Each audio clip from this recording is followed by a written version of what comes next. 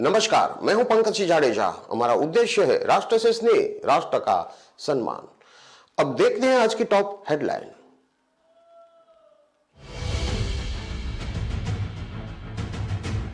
पटना के कबाब महल रेस्टोरेंट में लगी भीषण आग। शॉर्ट सर्किट से लगी आग। कर्मियों ने खाना खा रहे लोगों को खींचकर निकाला।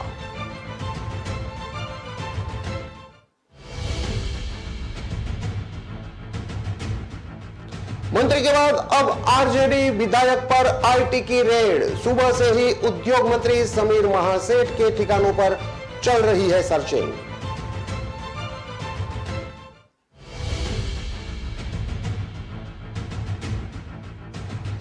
पूर्व पालिका अध्यक्ष शालिग्राम चौधरी का आमरण अनशन जारी। हॉस्पिटल में भर्ती होने के लिए किया मना। 1,55,00,000 रुपए के लेन देन का मामला।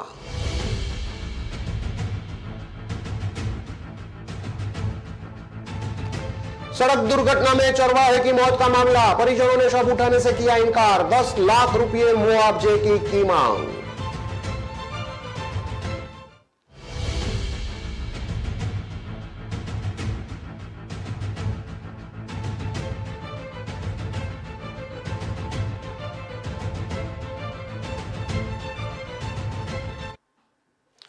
अब देखते हैं खबरें विस्तार से। कंकड़बाग मेन रोड में गुरुवार की देर रात कबाब महल रेस्टोरेंट में अचानक आग लग गई। देखते ही देखते आग इतनी फैल गई, जब तक दमकल की गाड़ी आती आग रेस्टोरेंट के बगल में स्थित सिल्क नाम के कपड़े की दुकान में भी लग गई। रेस्टोरेंट में फॉल्स सीलिंग, सिलेंडर, लकड़ी के सामान सहित अन्य ज्वलनशील पदार्थ होने के कारण आग तेजी से फैल गई। घटना के वक्त करीब 1 दर्जन लोग खाना खा रहे थे। कुछ अपने ऑर्डर का इंतजार कर रहे थे। किचन में काम कर रहे कर्मियों और रेस्टोरेंट के अन्य स्टाफ ने ग्राहकों को खींचकर बाहर निकाला। आग तेजी से फैली और पास के सिल्क नाम के कपड़े की दुकान को भी अपनी चपेट में ले लिया। हालांकि तब तक दमकल मौके पर आ गई और आदित्य विजन को आग की चपेट में आने से बचा लिया। रेस्टोरेंट के कर्मचारी ने बताया कि वे कुछ स्टाफ किचन में काम कर रहे थे, तभी सिलेंडर के पाइप में आग लग गई। जब तक वहां के कर्मी कुछ समझ पाते, आग फैलने लगी। सभी भागकर बाहर निकले। अभी दमकल आई भी नहीं थी कि एक सिलेंडर ब्लास्ट कर गया और आग फैल गई। रेस्टोरेंट का काम करने वाले ठेला चालक किशोर ने कहा कि सिलेंडर के फटने से ही आग फैली है। खाना खा रहे विवेक ने कहा कि आग इतना भयावह हो गई थी कि हम लोग गिरते हुए वहां से भागे। किचन में कई सिलेंडर रखे थे। एक एक कर सिलेंडर ब्लास्ट करने लगा। सिलेंडर ब्लास्ट करने की वजह से आग तेजी से फैली और स्थिति भयावह हो गई। एक एक कर 3 सिलेंडर ब्लास्ट कर गया। आग के तेज लपटों के कारण बगल में स्थित जगजीवन प्लाजा का पाइप और अन्य सामान क्षतिग्रस्त हो गया है। सिलेंडर के ब्लास्ट करने से अपार्टमेंट के कई खिड़कियां का शीशा टूट गया। लगातार सिलेंडर ब्लास्ट होने के कारण आसपास के लोग 4 घंटे तक दहशत में थे। अपार्टमेंट के लोगों का आरोप है कि जहां रेस्टोरेंट खुला है वहां पहले एक रास्ता हुआ करता था। पहले भी यहां आग लग चुकी है। दहशत का आलम यह था कि 525 फ्लैट के लोग घंटों तक सड़कों पर बैठे रहे।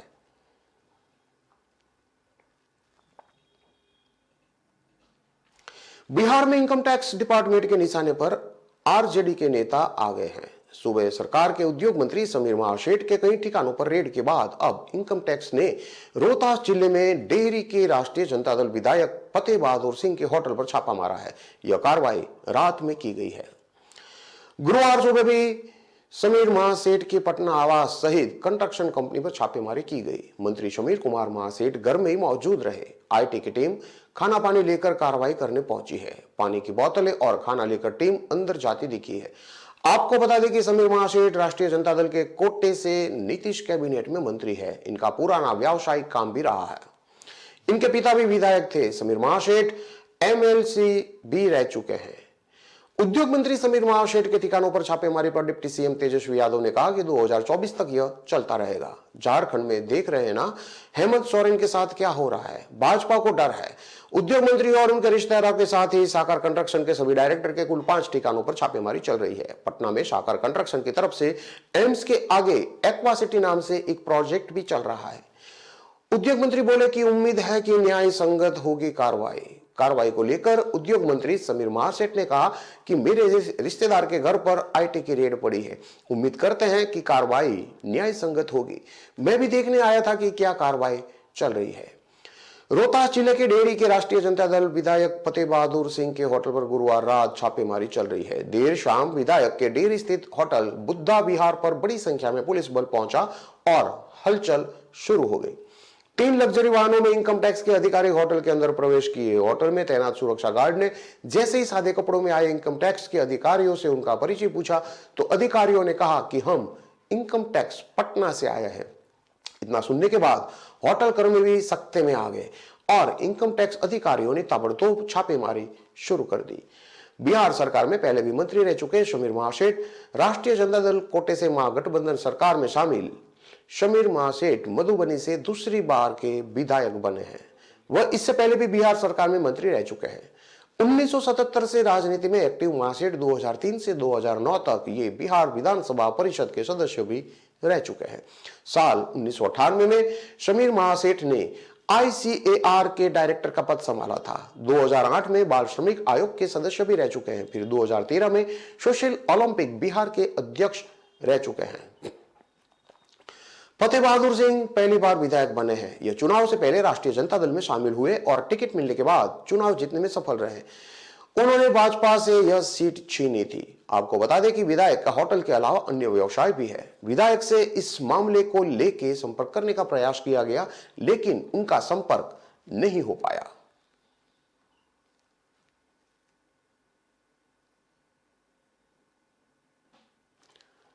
पिछले 3 दिनों से अनशन और भूख हड़ताल पर बैठे पूर्व पालिका अध्यक्ष शालिग्राम चौधरी का अनशन और धरने का चौथा दिन भी जारी रहा।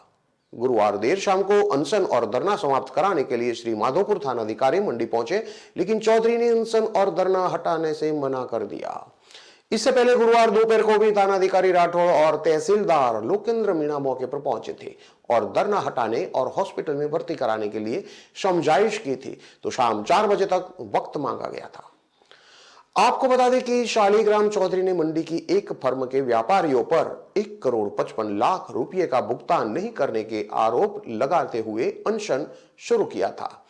मामले में दोनों पक्षों की ओर से मुकदमा भी दर्ज हो चुका है। चौधरी की बिगड़ती तबीयत को देखकर SDM दिलीप सिंह के आदेश पर थानाधिकारी प्रकाश सिंह राठौड़ और तहसीलदार लोकेंद्र मीणा चौधरी को हॉस्पिटल में भर्ती करवाने के लिए पहुंचे थे और समझाइश की थी।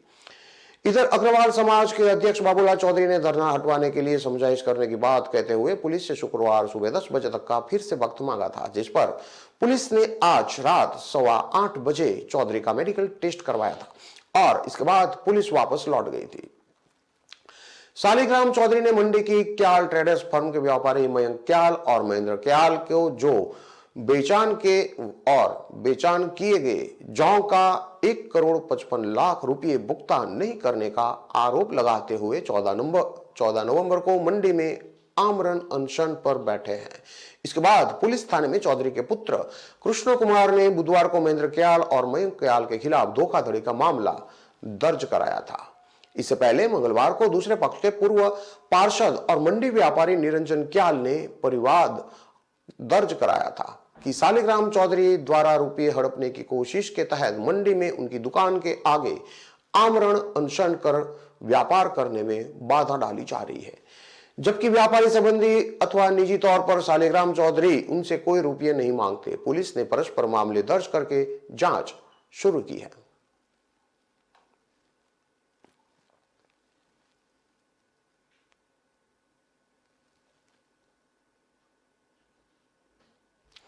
सड़क दुर्घटना में मारे गए चरवाहा पेमाराम मेघवाल की मौत के मामले में गुरुवार को तूल पकड़ लिया। नौरा साहवा मार्ग पर शाहरानों की ढाणी के समय बुधवार को अज्ञात वाहन की टक्कर से पेमाराम की मौत हो गई थी। दुर्घटना में पेमाराम का साथी चरवाहा भी घायल हो गया था। घटना के बाद गुरुवार को राजकीय चिकित्सालय पहुंचे माकपा नेता मंगेज चौधरी और परिजनों ने शव को लेने से इनकार कर दिया। घटना के बाद पेमाराम के शव को राजकीय चिकित्सालय के मोर्चरी रूम में रखवाया गया था। मंगेज चौधरी ने आरोप लगाया कि घटना के 24 घंटे बीत जाने के बाद भी पुलिस टक्कर मारने वाली गाड़ी का पता नहीं लगा पाई है। मंगेज चौधरी और परिजनों ने गाड़ी चालक की गिरफ्तारी और मृतक के परिवार को 10 लाख रुपए का मुआवजा नहीं दिए जाने तक शव उठाने से इनकार कर दिया। उक्त मांगों को लेकर मोर्चरी रूम के आगे धरना भी शुरू कर दिया। परिजन मांगे नहीं मानने तक पोस्टमार्टम नहीं करवाने पर अड़े रहे। मामले की जानकारी मिलने पर एसडीएम सत्यनारायण सुथार, तहसील संजय बिंदल, डीवाईएसपी रघुवीर सिंह, थाना प्रभारी नरेश गेरा राजकीय चिकित्सालय पहुंचे और वार्ता की। वार्ता में शीघ्र गाड़ी को जब्त करके आरोपित करने को गिरफ्तार करने, मृतक के परिवार को सरकार की विभिन्न योजनाओं के माध्यम से 10 लाख रुपए का मुआवजा दिलाने पर सहमति बनी। सहमति बनने के बाद मृतक पेमाराम के शव का पोस्टमार्टम करवाकर परिजनों को सौंप दिया गया।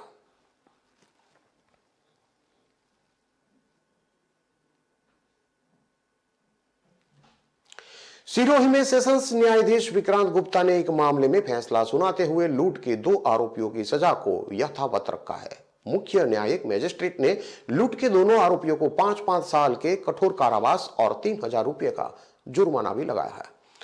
लोक अभियोजक दिनेश कुमार राजपुरोहित के अनुसार पुलिस थाना कोतवाली सिरोही में 2017 को सिरोही निवासी सुरेंद्र कुमार ने रिपोर्ट दर्ज करवाई थी कि उसका पेट्रोल पंप राजमाता धर्मशाला के सामने स्थित है, जिसकी देखरेख और नगद भुगतान आदि का कार्य स्वयं देखते हैं।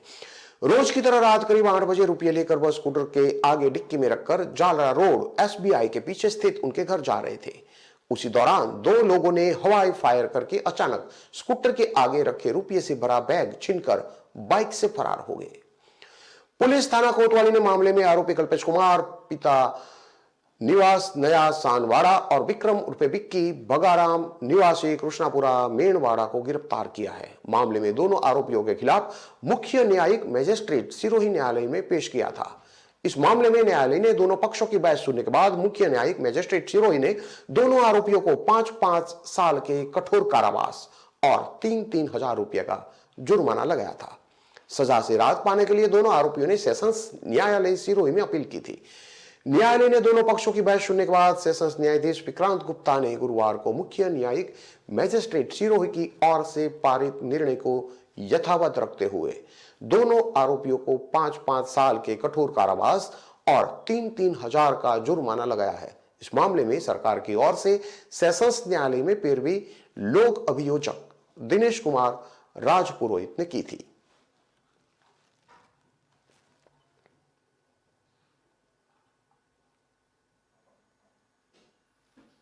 खबरों में लेते हैं अब एक छोटा सा विराम।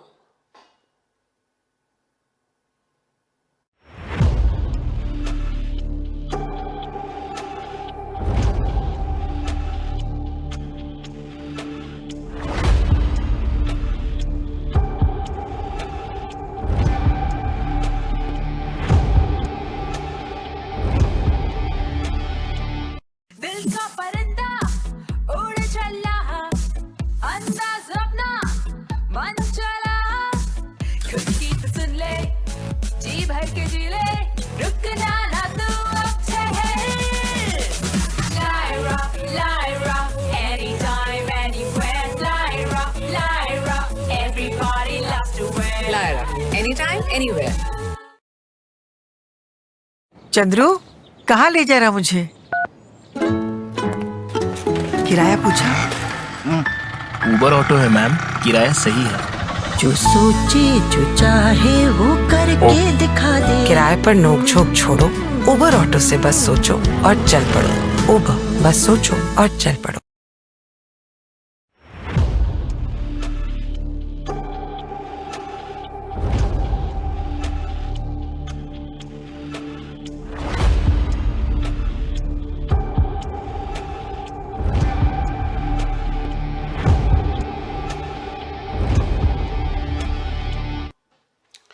विराम के बाद एक बार फिर से आपका स्वागत है। अब देखते हैं आगे की और खबरें। उदयपुर रेलवे ब्रिज पर ब्लास्ट करने के मामले में एटीएस ने गुरुवार को चौंकाने वाला खुलासा किया। रेलवे ट्रैक के लिए जमीन अधिग्रहण का मुआवजा कम मिलने के कारण यह साजिश रची गई थी। इस मामले में एक नाबालिग सहित 4 लोगों को हिरासत में लिया गया है। इसमें विस्फोटक बेचने वाला भी शामिल है। इनसे पूछताछ में कई और अहम जानकारियां सामने आने वाली है। ATS SOG ADG Ashok Rathore ने गुरुवार शाम को जयपुर में प्रेस कॉन्फ्रेंस करके ब्लास्ट मामले में संबंधित अहम जानकारी दी। उन्होंने कहा कि धूलचंद मीणा, प्रकाश मीणा और एक 17 साल के लड़के को पकड़ा गया है। तीनों उदयपुर के जावर मैंस के एक लिंगपुरा के रहने वाले हैं। विस्फोटक बेचने वाले अंकुश सुवालका को भी हिरासत में लिया गया है।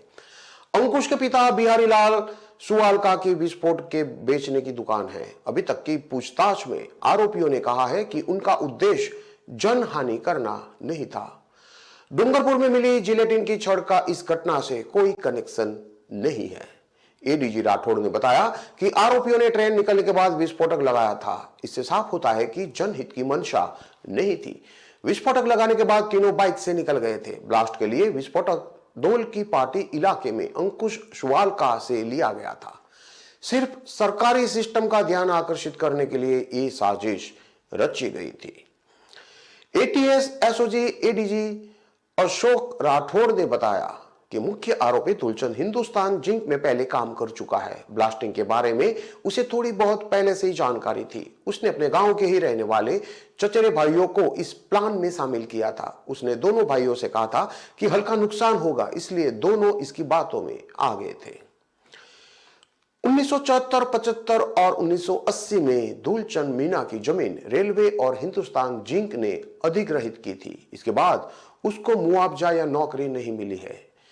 इसके लिए यह लगातार कई साल से प्रयास कर रहा था। जब कोई मदद नहीं मिली तो गुस्से में ट्रक उड़ाने का प्लान बनाया था। जानकारी के अनुसार 12 नवंबर शनिवार की रात करीब 11 बजे उदयपुर अहमदाबाद रेलवे लाइन पर बने ट्रैक पर अज्ञात लोगों ने ब्लास्ट कर दिया। इससे पटरियों पर क्रैक आ गया।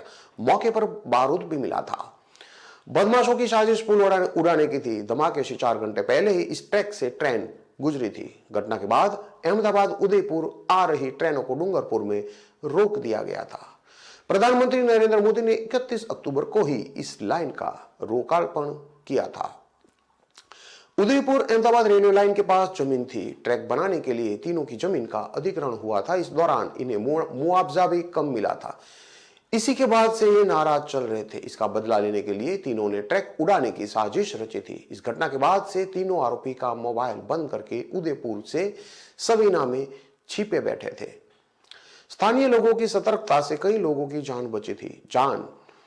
घटना उदयपुर से करीब 35 किलोमीटर दूर सलुम्बर मार्ग पर केवड़े की नाल में ओढ़ा रेलवे पुल की है, जहां ग्रामीणों को शनिवार रात 10 बजे के आसपास धमाके की आवाज सुनाई दी थी। इसके बाद कुछ युवक तुरंत पटरी पर पहुंचे थे। उन्होंने देखा था कि रेलवे लाइन पर बारूद पड़ा है।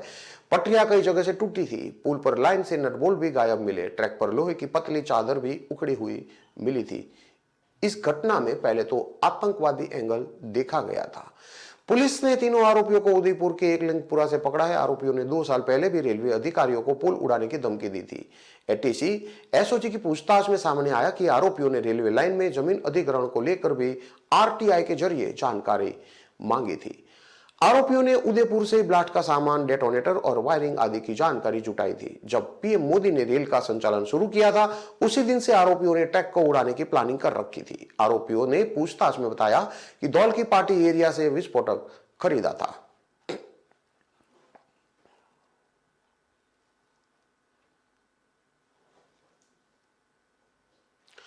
अनंतपुरा इलाके में यूटीआई ने अतिक्रमण हटाया तो नगर निगम के पार्षद यूआईटी को ऑफिस में जाकर धरने पर बैठ गए। गुरुवार देर शाम तक धरना जारी रहा।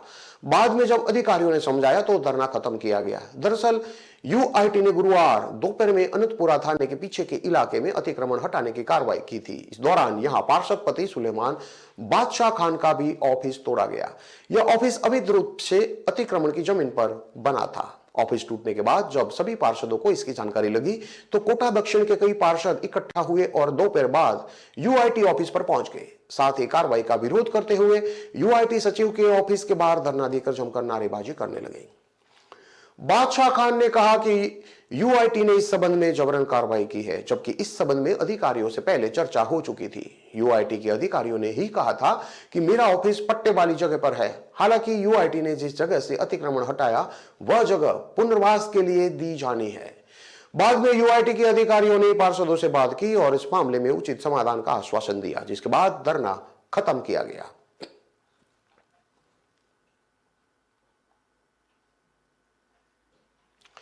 अजमेर की कृष्णगंज थाना पुलिस ने सीओ छवि शर्मा की कार को शराब के नशे में टक्कर मारकर नाकाबंदी तोड़ने वाले 4 आरोपियों को गिरफ्तार किया है, जिनके कब्जे से बोलेरो गाड़ी जब्त की गई है। कृष्णगंज थाना पुलिस आरोपियों के आपराधिक रिकॉर्ड को लेकर जांच में जुटी है। कृष्णगंज थाना पुलिस में गुरुवार को खुलासा करते हुए बताया कि 4 अक्टूबर 2022 को नई चौपाटी पर एक बोलेरो कार में कुछ लड़के शराब की बोतलें हाथों में लहराते हुए गाड़ी को लेकर नई चौपाटी के पास सड़क पर तेजी से कार को चलाते हुए निकले हैं। गश्त अधिकारी सीओ छवि शर्मा द्वारा अपनी गाड़ी से पीछा करके रुकवाने का प्रयास किया, लेकिन बोलेरो ड्राइवर अपनी गाड़ी को बिना रोके रीजनल कॉलेज पर नाकाबंदी को तोड़ते हुए डिवाइडर से टकराकर उसे क्षतिग्रस्त कर दिया। इसके साथ ही प्राइवेट मोटरसाइकिल और स्कूटी को टक्कर मारकर क्षतिग्रस्त करके बोलेरो को भगाकर ले गए। इस दौरान सीओ छवि शर्मा की गाड़ी भी क्षतिग्रस्त हुई और उनके गनमैन को भी चोटें आई। इसके बाद मामले में बदमाशों के खिलाफ राज कार्य में बाधा और सरकारी संपत्ति को नुकसान पहुंचाने का मुकदमा दर्ज करके जांच एएसआई राजेंद्र प्रसाद को देकर टीम का गठन किया गया और कार्रवाई के निर्देश दिए गए। पुलिस के अनुसार टीम ने कार्रवाई करते हुए तकनीकी सहायता से आरोपियों के जाने वाले रूट की पूर्ण जानकारी ली और मुखबिर की सूचना पर काकरदा बुनाबाई निवासी अजीत सिंह, रतन सिंह, लाडपुरा निवासी राहुल सिंह, मेवा सिंह, कांकरदा निवासी नरेंद्र उर्फे मोदी हनुमान सिंह सहित संजय पप्पू सिंह को गिरफ्तार किया, जिनके कब्जे से बोलेरो गाड़ी को भी जब्त किया गया है। आरोपियों द्वारा शराब के नशे में हाथों में शराब की बोतलें लेकर गाड़ी को लहराते हुए सीओ छवि शर्मा के गाड़ी को क्षतिग्रस्त करते हुए नाकाबंदी को तोड़ा गया था। इसके बाद आरोपी लोहागल गांव में जाकर छुपकर बैठ गए थे। पुलिस आरोपियों के आपराधिक रिकॉर्ड को लेकर जांच में जुटी है।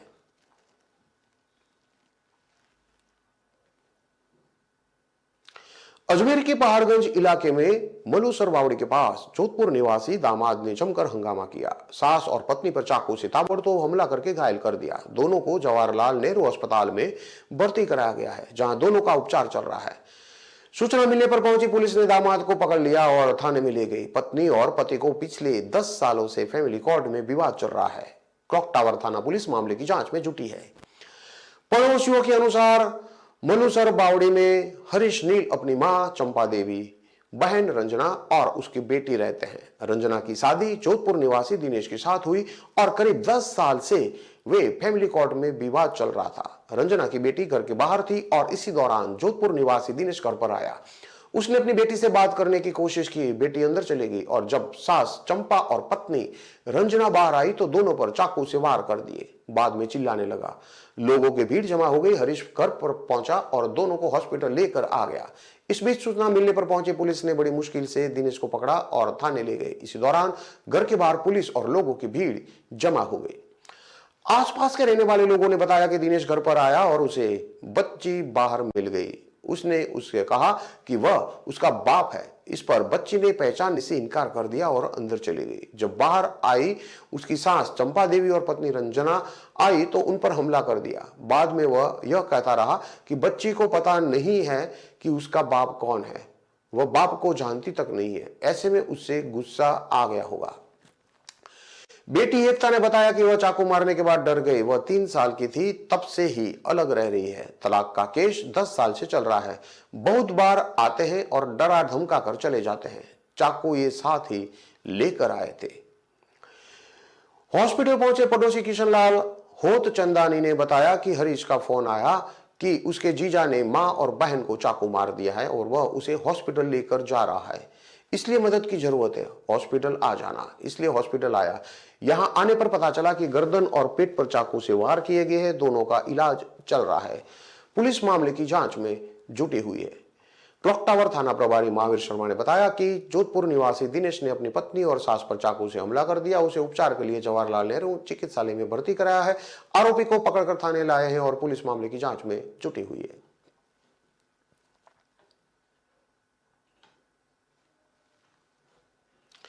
तेज रफ्तार बाइक गुजरात रोडवेज की बस में चाकू सी। मौके पर ही बाइक सवार तीनों युवकों की मौत हो गई। तीनों माउंट आबू घूमने आए थे। तीनों में से किसी ने हेलमेट नहीं पहन रखा था। इसी दौरान लंबा जाम भी लग गया, जिससे वाहन चालकों को भारी परेशानी का सामना करना पड़ा। मामला सिरोही का है। माउंट आबू डीएसपी योगेश शर्मा ने बताया कि गुरुवार शाम करीब 4:30 बजे माउंट आबू से 3 युवक बाइक पर आबू रोड की तरफ जा रहे थे। इसी दौरान आरणा हनुमान जी के मंदिर के पास सामने से आई गुजरात रोडवेज की बस से उसकी टक्कर हो गई। मौके पर ही तीनों युवकों ने दम तोड़ दिया।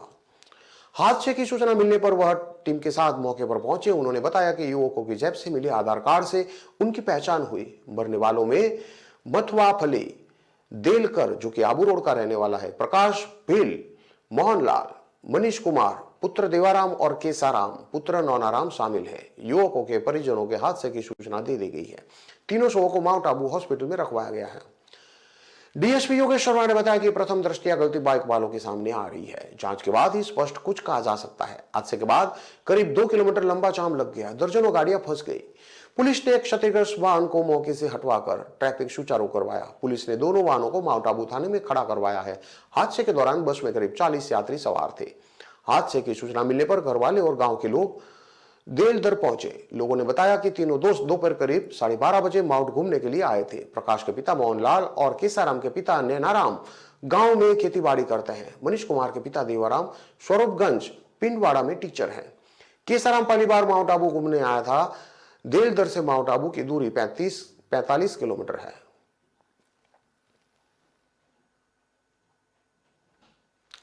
इन सभी खबरों को विस्तार से पढ़ने के लिए आप हमारे वेबसाइट का भी प्रयोग कर सकते हैं। हमारा वेब का पता है www.kalamkartevya.com। हमारी कलम ही हमारा कर्तव्य है के उद्देश्य के साथ खबरों को आप राष्ट्र प्रथम के साथ देखते रहिए। नमस्कार।